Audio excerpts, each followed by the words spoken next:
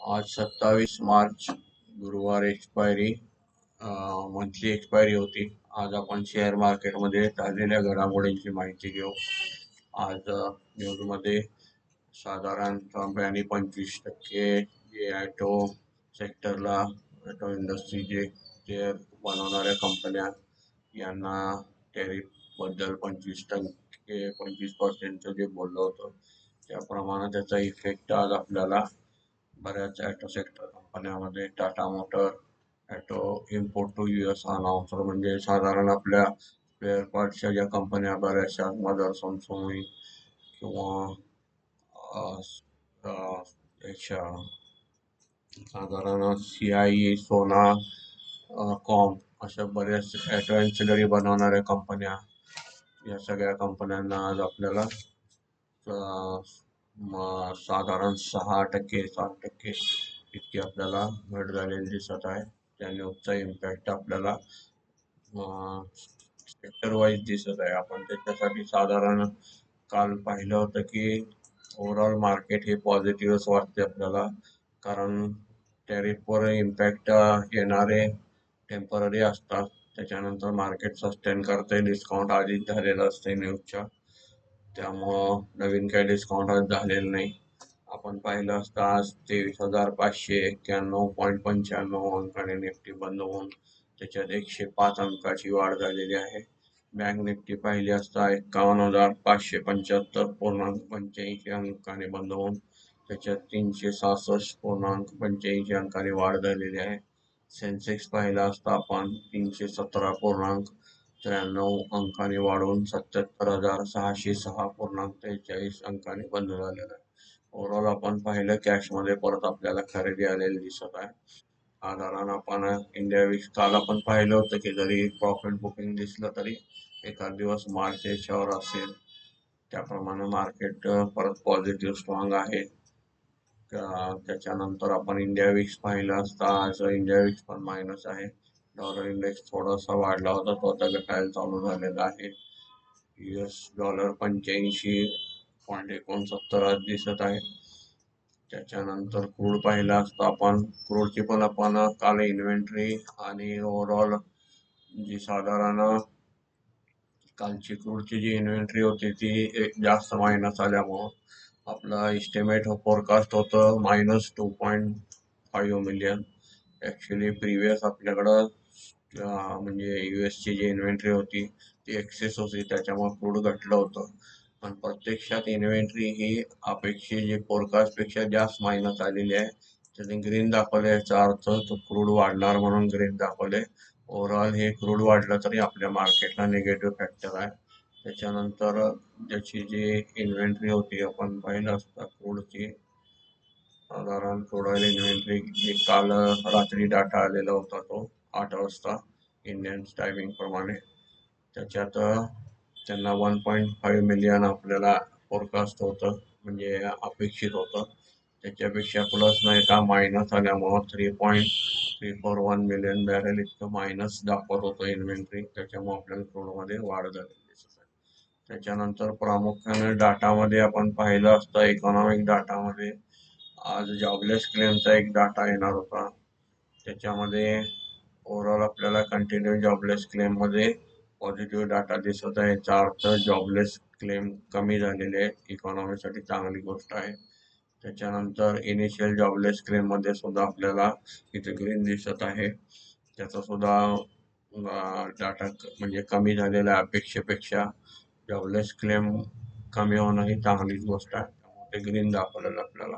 Overall GDP मध्ये अमेरिकेच्या GDPचे पण आकडे आले होते, त्याच्यामध्ये आपल्याला 2.4%, 2.3च्या तिथे 2.4% ही सुद्धा एक पॉझिटिव्ह न्यूज आहे. त्याच्यानंतर आपण ओव्हरऑल पाहू आता ग्लोबल मार्केट, मेजर मार्केटमध्ये आज काय खबर आपल्याला इंडायसेस पाहू. साधारण डाव जोन्स आता थोडंफार मायनस दाखवत आपल्याला.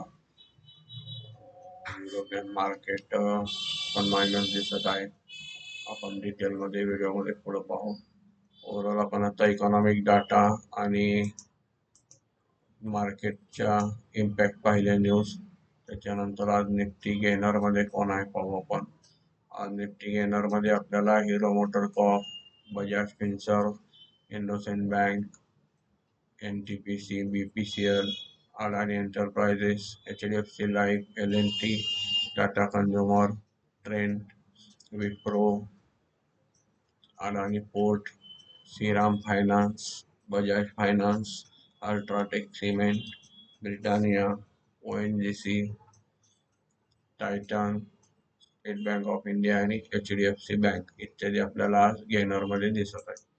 त्याच्यानंतर आपण लुझरमध्ये पाहिलं असता नुकत्याच न्यूज आपण पाहिल्याप्रमाणे ॲटो सेक्टर मधलं टाटा मोटर दिसत आहे आपल्याला. त्याच्यानंतर Sun pharma, Eicher motor, Apollo hospital, Bharti Airtel, Kotak bank, Mahindra and Mahindra, Maruti, Tata steel, doctor Reddy, Bajaj auto, Hindustan lever इत्यादी आपल्याला आज लुझरमध्ये दिसत आहे.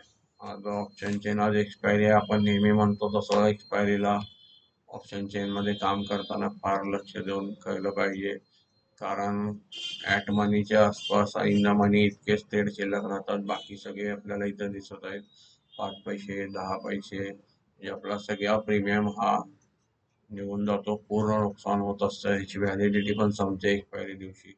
आपण इथे पाहिलं असतं आपल्याला सपोर्ट दिसत आहेत. हे झालेलं आहे आजचं एक्सपायरी आणि ही मंथली एक्सपायरी होती. पुढच्या आता ह्याच्यामध्ये आपल्याला काय पोझिशन तयार झालेले आहेत का 3 एप्रिलचे थोडंफार पाहू. आपण इथं पाहण्याचं कारण आपल्या स्टॉकचे सपोर्ट रेजिस्टन्स जर एफ&ओ मध्ये असतील फ्युचर ऑप्शन मध्ये तर आपल्याला समजतं.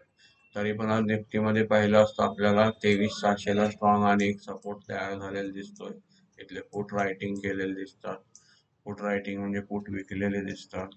त्याच्यानंतर 23,650 रेजिस्टन्स आपल्याला पाहिला तर जवळपास 23,800चा मोठा दिसतो. 23,700चा आता बनायला लागला, फारसा मोठा नाही आहे. रेजिस्टन्स आपल्याला 24,000 पर्यंत आपल्याला साधारण वरती थोडस रेजिस्टन्स बनताना दिसत आहे.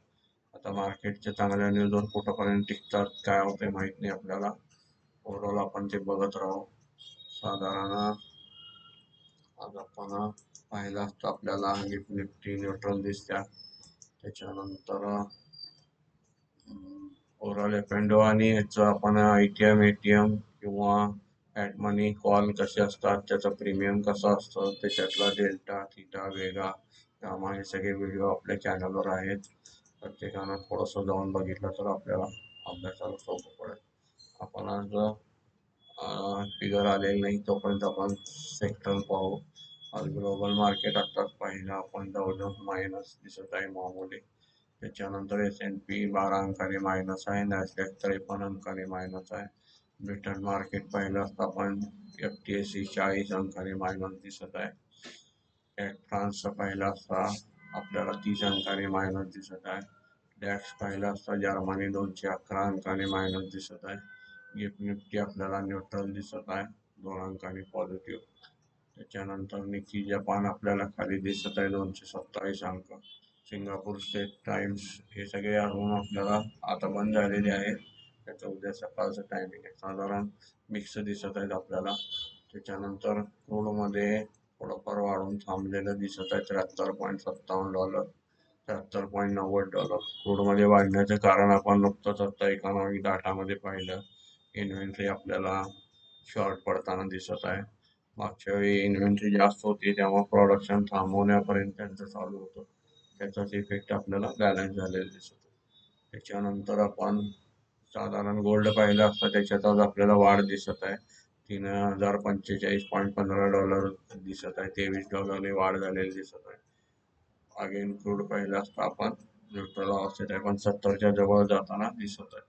त्याच्यानंतर आपण सेक्टर इनलायसेस पाहू थोडा, आज कोणत्या सेक्टरला फायदा झाला आहे.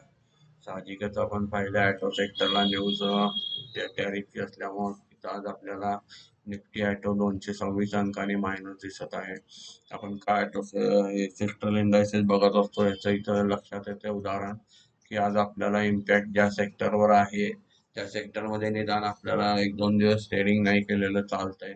आपल्याला ह्याच फायदा हाच असतो सेक्टरला इंडायसेस बघण्याचा, की कोणत्या सेक्टरमध्ये वाढ आहे, कोणत्या सेक्टरमध्ये खराब आहे. त्या सेक्टरमध्ये आपला जर स्टॉक असेल, डिलिव्हरी असेल अथवा ट्रेडिंग करणारा जो स्टॉक असेल तर आपण तो टाळू शकतो, जेणेकरून आपलं नुकसान होत नाही.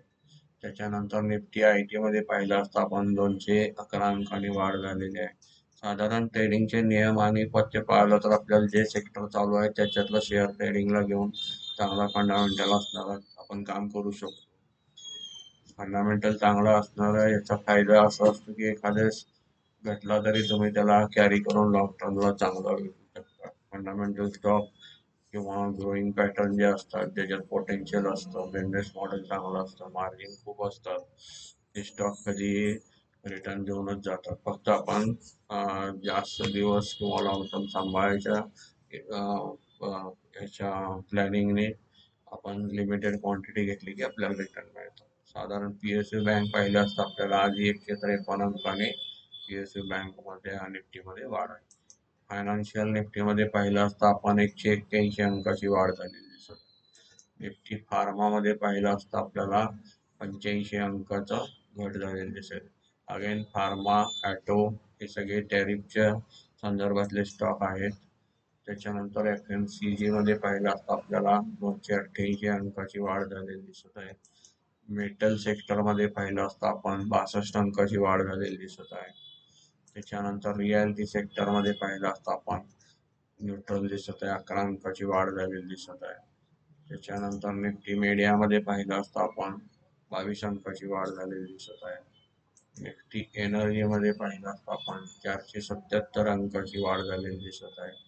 निफ्टी एनर्जीमध्ये आपल्याला EV संदर्भात, एनर्जी संदर्भात, ग्रीन एनर्जी बद्दल चांगले पॉझिटिव्ह न्यूज असल्यामुळे आपल्याला तिथं चांगला दिसत आहे रिझल्ट. निफ्टी प्रायव्हेट बँक मध्ये पाहिलं असता आपल्याला 67 अंकांनी वाढ झालेली आहे. साधारण आपण कालच्या व्हिडिओमध्ये पाहिल्याप्रमाणे एक्सपायरीला निगेटिव्ह न देता मार्केट हे स्ट्रॉंगच आहे. साधारण आपल्याला सगळे सेक्टर प्लस दिसत आहे. एका दुसरा अपवाद वळखता जे टॅरिफचे न्यूज चालू आहेत ते. निफ्टी इन्फ्रामध्ये 53 अंकांनी वाढ झालेली दिसत आहे आपल्याला. त्याच्यानंतर आपण आता साधारण FI डाटा किंवा FI ची फंड ऍक्टिव्हिटी आलेली आहे का पाहू, कारण अजून रिफ्रेश झालेली दिसत नाही आहे. साधारण आपल्याला 27 तारखेची आजची आपल्याला हवी. साधारण फंड ऍक्टिव्हिटी अजून इथं NSE ची डिक्लेअर झालेली दिसत नाही. बऱ्याच वेबसाईटवर फ्री मिळत असते, आपण कुठं पाहायचं काय हे शिकलेलं आहे, त्यामुळं त्याच्यावरून आपल्याला साधारण मार्केटचा ट्रेंड कळतं. ओव्हरऑल आपण आतापर्यंत पाहिलं FI चे रिटर्न चांगले रोज कॅशमध्ये परचेस दिसत आहे आणि DI मार्चनुसार त्यांचं प्रॉफिट बुकिंग किंवा टॅक्स हार्वेस्टिंग जे काही चालू आहे त्यामुळे त्यांची आता विक्री दिसत आहे. ओव्हरऑल आपल्याला फ्युचरमध्ये जे आपण फिगर बघत असतो त्यात निफ्टीतले कोणते स्टॉक वाढत आहे त्याचे ऑप्शन्स बरोबर आपल्याला समजते हेच कशात केलेलं आहे. त्यामुळे व्यवस्थित अभ्यास करून गडबडीनं वाढत असताना ट्रेडिंग न करता आपल्याला पूर्ण समजल्यानंतर त्याच्यात ट्रेड करणं योग्य असतं. साधारण त्यासाठी शिकणं आणि आपापल्या तज्ज्ञांचा सल्ला घेणं, कारण पैसे आपल्याला गेले की परत ते लवकर मिळवायचं अवघड असते. त्यामुळं काळजीपूर्वक काम करणं महत्त्वाचं आहे. धन्यवाद.